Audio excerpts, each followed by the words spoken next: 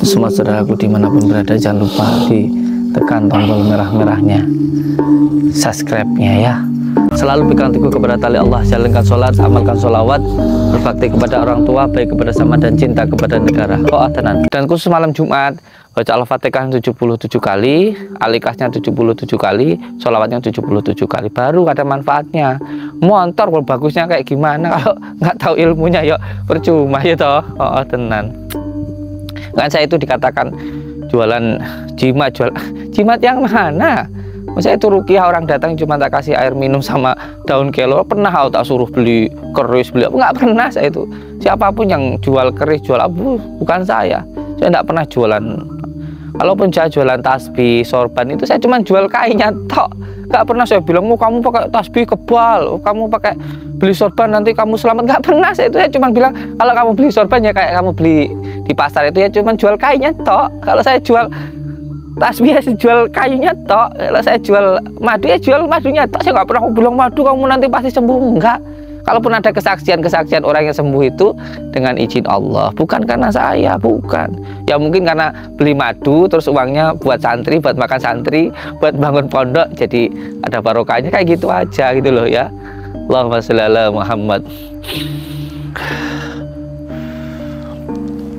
Itu ya guys ya. Jadi saya jual media semua di pondok, seperti gelang seperti ini, gaharu seperti, walaupun sudah saya asma, saya doakan ya untuk keselamatan, untuk kebahagiaan ya. Itu saya cuma jual ini tok loh ya. Kalau doanya nggak saya jual loh ya. Saya jual kayunya aja gaharu. Memang agak sulit. Ini muntah besi ini ada video waktu saya tirakatan ya. Di gua ada muncul batu-batu dari dasar bumi, batu ini waktu itu ada 90, masih ada 10 di rumah seperti itu. Harganya juga 10-an ya seperti itu. Itu pun saya juga cuma jual batunya. Kalau mau sembuh nujulnya bisa menenteram mengeluarkan itu kesana Gusti Allah ya. Dan lain sebagainya. Berlima pun juga begitu. Jadi saya hanya menjual medianya saja. Dan itu pun setiap sama membeli saya anggap bandingkan itu sedekah untuk bangun pondok sama donatur. Karena donatur utama di pondok itu cuma saya, yang memberikan makan 100 santri, pendidikan, pembangunan. Dan alhamdulillah demi Allah, saya beli tanah di belakang pondok ya. Boleh tanyakan nanti ke Pak RT atau ke Kiai Syahudin atau ke siapalah. Saya beli tanah di belakang pondok. Tanahnya itu saya hibahkan, saya berikan untuk pembangunan pondok pesantren. Jadi bukan punya yayasan, bukan punya saya. Kalau saya meninggal juga bukan punya anak saya, tapi sampai nanti di akhir zaman sampai kapanpun itu digunakan untuk umat Islam. Dan itu dari hasil panjenengan semuanya yang membeli media ya, termasuk kunir, madu, sorban, tasbih, gelang, batu. Ini yang agak lumayan kan dari alam harganya ya. Dan semuanya insya Allah Pak mengalir untuk panjenengan semuanya. Ini kan untuk sedekah ya, jangan karena itu ada apa-apanya gitu nggih. Selalu pegang teguh kepada tali Allah, jalankan sholat, amalkan sholawat, berbakti kepada orang tua, baik kepada sama dan cinta kepada negara. Assalamualaikum warahmatullahi wabarakatuh. Allahumma sholli wa sallim wa barik ala sayyidina Muhammadin nuri dhati wa siri sari fi sairil asma'i wa sifati wa ala alihi wa sahbihi wa sallim. Alhamdulillahirabbil alamin. Ada makhluk-makhluk lain yang juga melihat kita ada di sini. Ada semacam orang berjalan tapi nggak ada orangnya. Ya memang kita ini hidup bukan hanya kita sendiri tapi juga makhluk yang lainnya. Oleh sebab itu santri itu kalau menurut saya harus disinggol-singgolkan dengan yang gaib-gaib, karena baginda Rasulullah sendiri beberapa tahun di Gua Hira, Sultan oleh Syekh Abdul Qadir Jailani ya, puasa riyadhah bertahun-tahun, Sunan Kalijogo di pinggir sungai ya, Mbah Sunan Geseng ya di atas batu, Mas Aridin, banyak orang-orang kita dulu yang riyadhah. Nah itu semuanya untuk menghilangkan, jangan sampai terbatasan akal kita membatasi kekuasaan Allah Subhanahu wa taala. Saudara-saudaraku semuanya, di balik setiap musibah pasti ada barokah. Panjenengan semuanya tahulah bagaimana kisah saya, yang saya dihina, dihujat oleh banyak orang, tetapi nyatanya semakin jaya dan semakin bahagia. Maka jangan terlalu susah ketika mendapatkan kesusahan. Di balik kesusahan pasti ada kemudahan, dan kebalikannya juga, di balik setiap kenikmatan pasti ada ujian. Jadi jangan susah ketika mendapatkan kesusahan, jangan terlalu susah, dan jangan senang ketika sedang mendapatkan kenikmatan, karena di balik setiap kenikmatan akan ada ujian. Orang-orang yang membicarakan kita di belakang kita itu adalah orang yang di belakang kita, berarti kita ada di depannya. Pohon itu semakin tinggi semakin kencang anginnya. Jika kamu ingin menjadi pohon yang tinggi, maka siap diterpa angin. Tapi kalau kamu menjadi rumput, maka siap untuk diinjak-injak. Maka jangan pernah lepas untuk memegang teguh tali Allah, yaitu yang pertama, jangan sampai meninggalkan sholat, saudara-saudaraku. Apapun keadaanmu, bagaimanapun kondisimu, dan bagaimanapun permasalahanmu, jangan pernah meninggalkan sholat. Masalah hinaan, cacian itu hanya urusan manusia. Urusan kita kepada Allah adalah sholat. Itu jangan sampai ditinggalkan. Selama kita masih menjalankan sholat, selama itu pula kita masih berpegang teguh kepada tali Allah, dan masih ada harapan. Jika orang sudah tidak sholat, maka tidak ada harapan bagi dirinya. Dan yang kedua, istiqomah untuk mengamalkan sholawat, karena sholawat itu adalah wasilah yang paling utama untuk memohon kepada Allah Subhanahu wa taala, untuk dekat dengan Allah Subhanahu wa taala. Karena yang paling dicintai Allah adalah baginda Rasulullah. Siapa yang cinta kepada baginda Rasulullah pasti akan dicintai oleh Allah. Dan kalau sudah dicintai oleh Allah, maka kita belum meminta pun akan diberikan. Itulah yang saya rasakan. Dan yang ketiga, yang paling penting juga birrul walidain, atau berbakti kepada orang tua. Hidup kita mulia di dunia maupun di akhirat tergantung bagaimana kita ke orang tua. Orang tua kita baik, hidup kita akan baik. Kalau ke orang tua kita bisa memuliakan, maka hidup kita pun juga akan mulia. Memuliakan bukan hanya dengan uang, tentu salah satunya dengan doa dan perkataan dan juga perbuatan. Jika belum punya harta, ya dengan ucapan, akhlak kita yang baik kepada orang tua kita. Walaupun kita sholat, puasa, zikir, tapi kalau ke orang tua durhaka, hidup kita pasti akan sengsara. Jadi hidup kita mau bahagia atau sengsara tergantung bagaimana kita ke orang tua. Dan satu hal lagi yang ingin saya sampaikan, orang-orang itu kan taunya sayang sekarang, mereka tidak tahu asal muasal saya. Yang mereka tahu bahwa saya itu sekarang banyak harta, yang mereka tahu bahwa saya itu banyak tamu, banyak orang yang sembuh, sakti mandraguna dan lain sebagainya. Itulah yang mereka ketahui semua tentang saya. Mereka hanya tahunya hasilnya, mereka nggak tahu bagaimana proses saya. Yang mereka ketahui hanya ketika saya sudah sampai. Mereka tidak tahu proses saya. Mereka tidak tahu kalau saya dari kecil itu merawat orang tua saya, bagaimana orang tua saya itu sakit. Saya merawat beliau selama 7 tahun. Ibu saya harus bekerja menjadi pembantu rumah tangga. Saya yang makan. Saya sering berbohong kepada orang tua saya. Berbohong kalau ditanya sudah makan, sudah, padahal saya belum makan. Itu saya berbohong seperti itu buat apa? Supaya orang tua saya mau makan. Karena demi Allah saya katakan, ayah saya itu tipe orang yang sangat penyayang, dan beliau itu sering, intinya kalau mau makan itu selalu tanya dulu ke ibu saya. Waktu sebelum beliau berangkat jadi pembantu rumah tangga, sering tanya, Tole sudah makan apa belum, kayak gitu.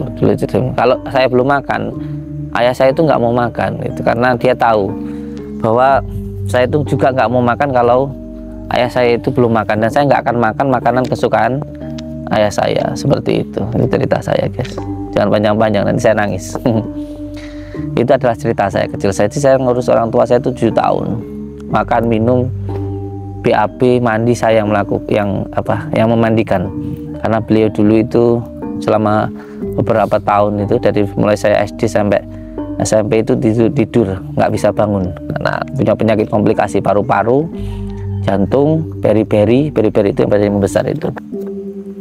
Tapi yang membuat saya bangga dengan orang tua saya adalah ketika beliau sakit itu selalu tersenyum.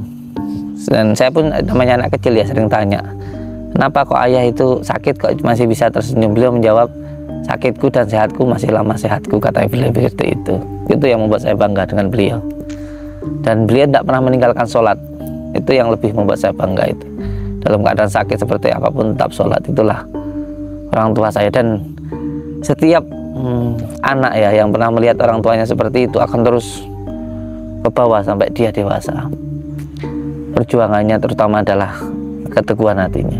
Itu makanya kalau anak kecil masih ngaji itu sangat bagus ya, karena nanti ketika dia dewasa walaupun jadi bajingan, walaupun jadi penjahat, walaupun apa, dia tetap ada pegangan. Suatu saat pasti insya Allah dia akan bertobat karena dia pernah ngaji, mungkin dapat barokah dari orang tuanya atau guru-gurunya. Dan yang keempat adalah baik kepada sesama. Jangan punya dendam kepada siapapun, itu yang selalu ingin saya lakukan. Karena ketika kita dendam itu nggak akan ada bedanya kita dengan mereka. Berarti kita itu masih amatiran ya, yang gampang terombang-ambing oleh keadaan. Saya sering menyampaikan ini ke Pak RT ya, Pak RT Riki, RT saya dulu juga. Beliau peminum ya, sering ngamuk-ngamuk, terus sering berantem juga sama saya, terus sampai akhirnya beliau mau datang ke pondok, terus melihat keadaannya dan sekarang tahu kebenarannya, dan sekarang pun bertaubat ya. Siap-siap aja dicaci dan dibully dan sebagainya ya, harus siap itu. Yang kelima, cinta kepada negara ya. Akhir zaman ini yang paling banyak orang itu membenturkan antara agama dan negara, jadi isinya adu domba aja gitu. Hati-hati dengan semua itu. Oke, untuk semua saudaraku, malam ini saya mau mendatangi atau sengaja saya berketan dengan kakek ini ya. Kakek ini, kakek Ki Maung Jangkung ini sebenarnya masih ada nurnya yang bisa ditaubatkan lah. Saya mau ngerjain beliau ya, mau saya tantang beliau. Kita kerjain orangnya. Oh ya, saudaraku semuanya, di Pondok Nuswantara ada 3 media ya yang saat ini saya bawa. Dengan berkenan silahkan. Pokoknya siapapun yang membeli media di Pondok Nuswantara itu saya anggap sedekah, bukan beli. Karena yang dibeli apa, cuman aksesoris saja, benda mati, nggak ada gunanya, hanya sebagai bentuk menyambung silaturahmi aja. Hanya sekedar gelang ya, seperti ini gelang gaharu. Kalau panjenengan beli, diniatkan sedekah, karena gelang gaharu itu hanya sebagai benda mati yang untuk menyambung silaturahmi gitu. Dan yang kedua ada batu, ini bisa disebut badar besi kalau besi, atau ada juga yang menyebutnya muntah besi yang saya buat kalung ini. Yang ketiga batu delima ada ya, nanti tak tunjukkan nanti. Yang tampak sekarang 2 ini aja nih, monggo. Ini gelangnya gaharu ya, gelang dari kayu gaharu. Kalau tentang khasiatnya bisa dengan tanya-tanya ke orang tua dulu, atau sama sering digigil lah gimana sih gaharu itu manfaatnya apa gitu. Kalau saya nggak jual manfaatnya, soalnya saya cuma jual medianya gitu. Kalau semuanya madu ya jual madunya tok gitu. Kalau saya jual kunir ya penting aku jual kunir. Kalau masalah katanya bisa buat obat sakit perut, bisa untuk dan sebagainya, itu ya Allah alam bisawab lah. Termasuk batu juga, saya cuma jual batunya aja ya, searching aja lah sampean. Batu muntah besi kayak gitu, gunanya untuk apa gitu, pusar bumi kayak gitu. Ini kan ada 2. Kalau masalah hasilnya saya nggak pernah cerita ya, biarkan itu menjadi rahasia Allah Subhanahu wa Ta'ala lah. Yang penting yang kalaupun ada yang membeli, semoga diberikan manfaat di dunia wal akhirah, gitu aja. Allahumma sholli ala Muhammad, Allahumma sholli ala Sayyidina Muhammad wa ala ali Sayyidina Muhammad. Oke guys, sekarang Saya akan berusaha untuk memanggil kakek Ki Maung Jangkung ya, karena beliau ini kan ditakuti lah beberapa warga dan beberapa kali juga sudah bertemu dengan saya ya. Kita panggil ya dia ya.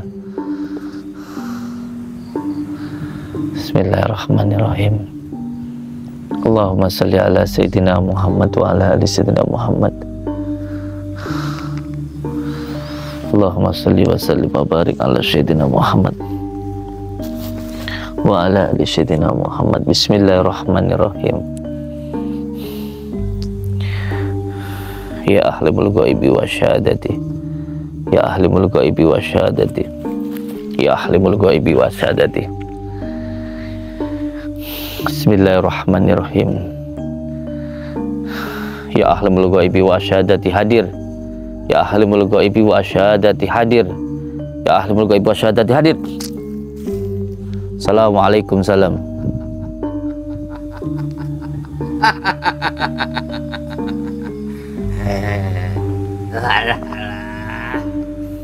Allahumma salli wa sallim wa barik Sayyidina Muhammad Rasulullah.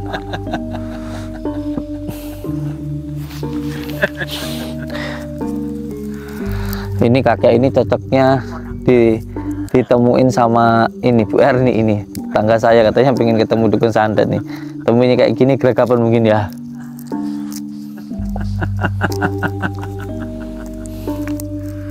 Ora kesel kan nom, mulai aku terus. Boten. Wis tenan, kuwi arep dadi muridku. Allahumma sholli ala Muhammad. Ini. Ini kan nom. Telepon. Wis niatmu bulat. Telepon. Arep dadi muridku. Muridnya jenengan? Iya. Wis niatmu bener-bener arep dadi muridku. Saya? Heeh. Jadi muridnya jenengan? Iya. Saya guys, mau ditarik jadi muridnya kakek. Kakek ini umurnya berapa sih kak? Masa umurnya 400 tahun, bener entah? Ya kurang-kurang titik lah. Nek atimu wis bulet percaya karo aku, tak ke ilmu sing paling sakti. Piye. Sekali aja kakek itu belum bisa kok ngalahin saya, menandakan bahwa ilmu hitam itu tidak akan mampu melawan ilmu putih. Lah gitu kok panjenengan itu mau ngangkat saya jadi murid jenengan. Gini loh, masalah umur memang lebih tua dari kakek. Iya. Tapi kalau masalah kebenaran, saya yakin masih benar apa yang saya lakukan dengan apa yang kakek lakukan. Iya. Karena yang kakek lakukan itu sebuah bentuk kedoliman. Menurutmu? Kakek bisa dikasih tahu enggak? Iya. Tak rungokke, yo. Jangan terus-terus dolim, nyakitin orang. Iya. Terus Ya sudah, yuk kapan tobat? Atau mau saya ratakan? ini aku iki cek sayang karo kita, Bang. Nek kowe bener dadi muridku, pokoknya wis dunia ini kesaktian kowe dapat. Percaya. Kesaktian apa yang panjenengan banggakan jika itu hanya datangnya dari setan? Walaupun sampean bisa ngilang, walaupun sampean bisa terbang, walaupun sampean nggak mati, tapi kalau sampean dolim seperti ini, hidup sampean sengsara. Walaupun sampean katanya pernah muksa, saya nggak percaya. Sampean punya dua alam, ya buat saya gedabru saja. Walau buat saya itu nggak ada yang lebih hebat dari kekuatan Allah Subhanahu Wa Taala. Buktinya, saya punya ilmu santet model kayak gimana pun. Sampean katanya awet muda, sampean katanya sakti mandraguna. Saya loh menganggap jenengan itu masih di bawah saya. Saya hanya akan takdim kepada seorang orang tua yang benar-benar tua di dalam hatinya, keilmunannya dan batinnya. Bukannya malah seperti jenengan punya ilmu dimanfaatkan oleh syaitan. Sama ndak percaya kalau ilmu ini sampean itu masih di bawah saya. Ya ora percaya. Wong kowe urung metu dadi wong, aku wis pengalaman dah bagus. Mangke mendingan wis niat muridmu nek dadi muridku. Percaya karo aku. Ora di buli apa? Bismillahirrahmanirrahim. Subhanallah walhamdulillahi wa la ilaha illallah wallahu akbar. La haula wa la quwata illa billahil aliyil azim. Allahumma salli ala sayyidina Muhammad wa ala ali sayyidina Muhammad. Tuhan, saya mau adzan aja. Kamu udah kepanasan loh. Itu yang kamu bilang ilmu sakti, ilmu hebat, ilmu sakti mandaguna. Apa? Sekarang sudah terbukti hanya dengan saya menyebut asma Allah, kamu sudah mau terbakar.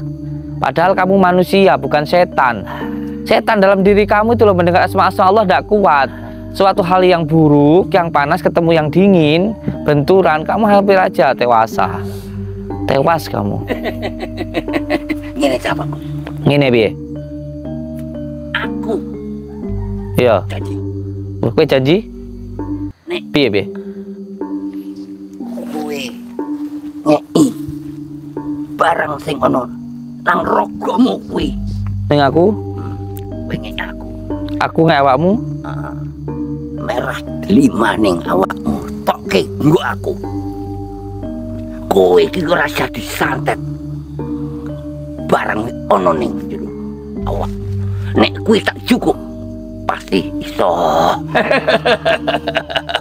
Berarti kamu menganggap Ya, saya itu nggak bisa kamu santet, ya. saya itu hebat karena saya itu punya merah delima. Magermu kuwi. Jadi saya itu bukan bertuju kepada Allah, hanya tertuju kepada batu delima gitu. Itu menurutku. Berarti kamu meremehkan asma Allah hanya karena saya punya merah delima. Ini kebalik, ini bangsat ini. Bukan.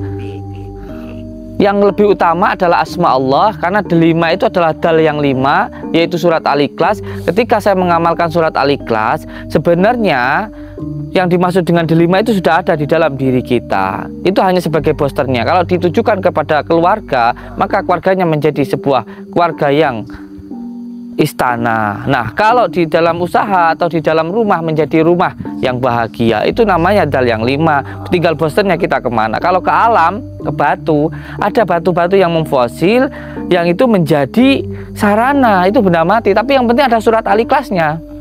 Kamu tidak percaya? Baik guys, kalau begitu nggak apa-apa wes ya. Kalau begitu ya, kita berikan wes merah delima untuk kakaknya ini. Nggak apa-apa, santai aja, santai. Komentar semuanya ya, komentar semuanya. Nggak apa-apa. Kita kasihkan ke dia, biar dia tahu bahwa kita ini nggak pakai benda-benda pusaka. Kita itu dari dulu saya itu nggak pernah yang pakai keris, pakai benda-benda pusaka, saya itu nggak pernah. Ya, saya itu murni pakai asma Allah. Saya nggak pernah pakai keris, saya nggak pernah pakai jimat-jimat, saya nggak pernah pakai benda-benda pusaka mistik-mistik, nggak pernah. Saya dari dulu berantas dukun, ruqyah, itu cuman pakai sarananya daun kelor, daun bidara, kunir, madu dan sebagainya. Nggak pernah pakai media-media mistik-mistik yang lainnya. Nah, ini juga untuk membuktikan ya.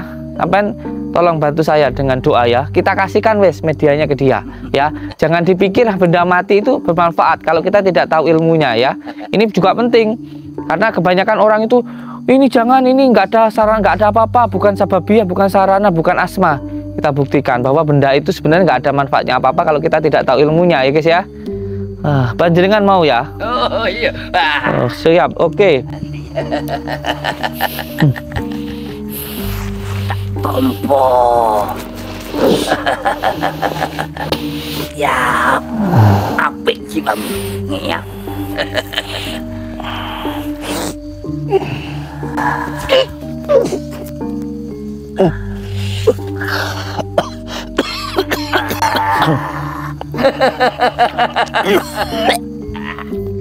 Jangan mengira saya sampai hari ini selamat dari fitnahan cacian karena saya benda pusaka. Bukan, batu ini hanya sebuah air ya yang memfosil menjadi batu, dan ini saya kasihkan ke jenengan.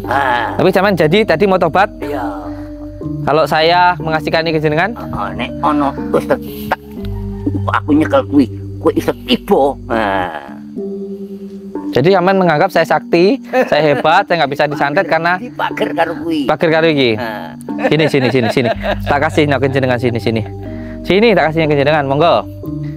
Ini ya kita buktikan ya guys ya. Kalau saya tidak pernah mengagungkan sebuah benda ya. Bendanya tak kasihkan ke jenengan. Diterima. Bismillahirrahmanirrahim. Karena semua Allah, ketika benda ini di tangan orang yang salah, maka orang itu akan binasa dengan izin Allah.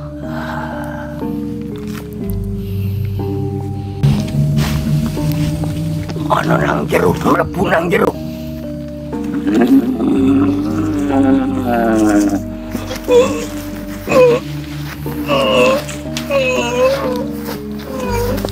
Weh kapok kok. Allah. Piye kek?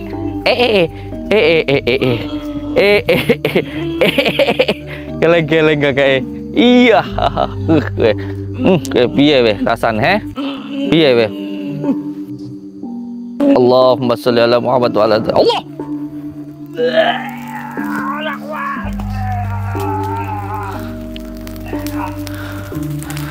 Nggak kuat kakek. Kakek era kuat. Iki guys. Iki. Kakek enggak kuat guys. Kakek enggak kuat. Kakek ora kuat. Kakek ora kuat. Kakek itulah. Kakek ora kuat nyekel guys. Itu kakek enggak kuat. Kakek era kuat guys, nyekel iki guys. Allahumma sholli ala sayyidina Muhammad wa ala ali sayyidina. Moncrot cangkeme we, moncrot cangkeme, moncrot.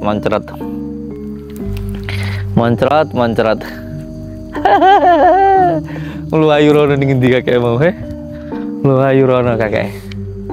Allahumma sholli ala sayyidina Muhammad wa ala ali sayyidina Muhammad. Dikira kamu hebat gara-gara kamu pakai merah delima. Coba sini buat saya. Pasti kamu akan mampus. Benda itu benda mati guys, nggak ada gunanya. Kayak beda motor itu loh. Kalau nggak tahu ilmunya ya percuma, nggak selaras sama tubuhnya. Makanya yang paling penting itu bukan medianya, tapi amalannya. Terutama yang ngambil media dari saya itu yang penting baca surat Al-Ikhlasnya. Khusus setiap keluar rumah, keluar masuk rumah, wudu baca surat Al-Ikhlas 7 kali. Usahanya insya Allah semuanya akan jaya. Karena apa? Semua masalah akan lepas, baik itu dari dalam maupun dari luar. Yang kedua, setiap habis sholat baca surat Al-Ikhlas. Pertama Al-Fatihah 7 kali, Al-Ikhlas 7 kali, sholawat 7 kali ya. Dan khusus malam Jumat baca Al-Fatihah 77 kali, Al-Ikhlasnya 77 kali, sholawatnya 77 kali. Baru ada manfaatnya. Motor kalau bagusnya kayak gimana, kalau nggak tahu ilmunya ya percuma ya toh. Oh tenan. Kan saya itu dikatakan jualan jimat, jimat yang mana? Saya itu rukiah, orang datang cuma tak kasih air minum sama daun kelor. Pernah tak suruh beli keris, beli apa? Nggak pernah saya itu. Siapapun yang jual keris, jual abu, bukan saya. Saya nggak pernah jualan. Kalaupun saya jualan tasbih, sorban itu saya cuma jual kainnya tok. Nggak pernah saya bilang, kamu pakai tasbih kebal, kamu pakai beli sorban nanti kamu selamat. Nggak pernah saya itu. Saya cuma bilang kalau kamu beli sorban ya kayak kamu beli di pasar itu ya cuma jual kainnya tok. Kalau saya jual tasbih ya jual kayunya tok. Kalau saya jual madu ya jual madunya tok. Saya nggak pernah bilang madu kamu nanti pasti sembuh. Enggak.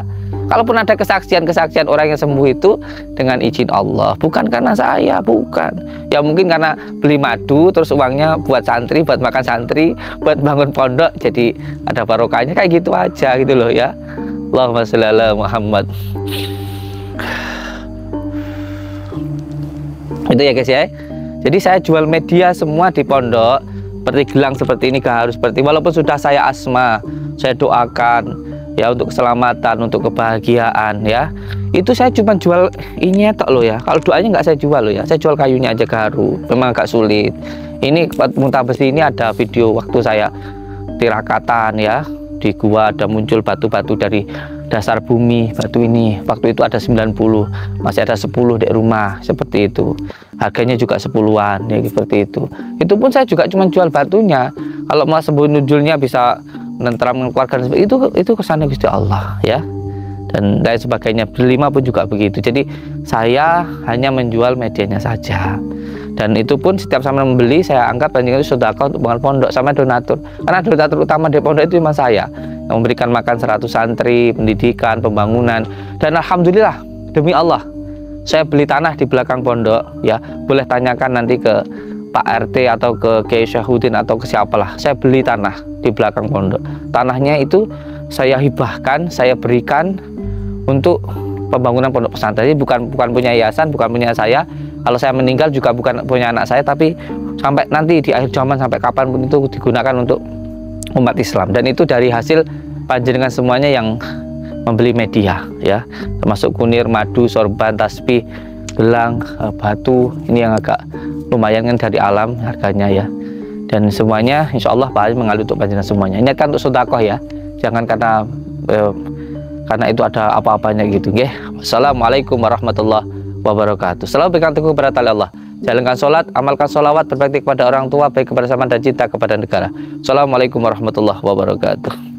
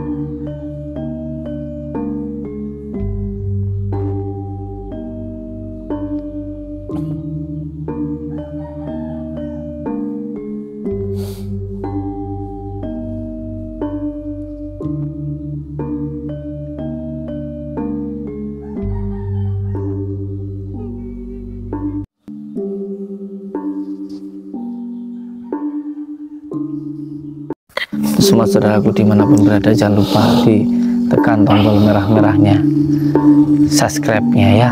Selalu pegang teguh kepada tali Allah, jalankan sholat, amalkan sholawat, berbakti kepada orang tua, baik kepada sama dan cinta kepada negara. Assalamualaikum warahmatullahi wabarakatuh.